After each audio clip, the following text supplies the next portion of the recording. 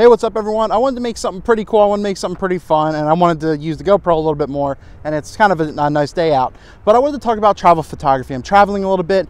You know, I don't go a ton on planes and travel, but when I do, I can bring a small little setup that, first of all, acts as a carry-on because it's underweight and it meets all the guidelines. And I finally have another camera to kind of show you outside of things. I can show you my tripod and stuff like that, as I'm usually using that to film myself. So what do I bring? I usually mainly bring, you know, a camera or two. I'll either have my D600 or my D700, typically probably my D600 because it is full frame and it does do video in case I want to do it now. But now that I have the GoPro, it doesn't matter so much.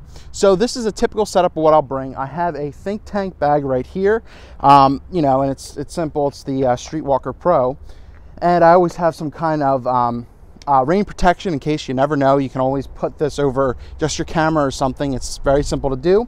You know, and looking in the bag right here, this is the skeleton for the GoPro. I have the audio case that I use for, you know, what I'm using right now, my lavalier and everything like that. Sorry, getting a little close, getting used to this. And also a video you may have not seen or I'm about to put up is about using a Joby GorillaPod. So I love putting this in places, and especially now that I have the GoPro, you know, I can mount this in weird places. So if you haven't checked out that video, by the time this comes out, it should already be made. If not, it'll be out in the future. So check that out as well with one of the GorillaPods. And I usually always bring some kind of flash or something. My Nikon 24-70. It's always a good choice, one of my favorite versatile lenses. And that and the camera body are probably the heaviest things in this entire kit. Other than that, as I said, you know, there's my D600, which shoots most of my videos. And then typically I'll bring my monitor if I'm doing some kind of video work. This is a Nikon monitor. We'll get into if I really like it or not down the road. But other than that, it's just some cool things like this and this Cinegel type of things for my flashes, where you see that there is a ton of options. But that's it. That's what I really bring. Oh, and my tripod right here. It's a Manfrotto 055 XB. You know, and that's one I really like. I have a Geodis ball head on it because I thought it was very versatile, and I love the plate that it gives you. I want to make sure that falls. But all in all, you know, this is a small backpack that I could put on. It's very simple to use, and guess what?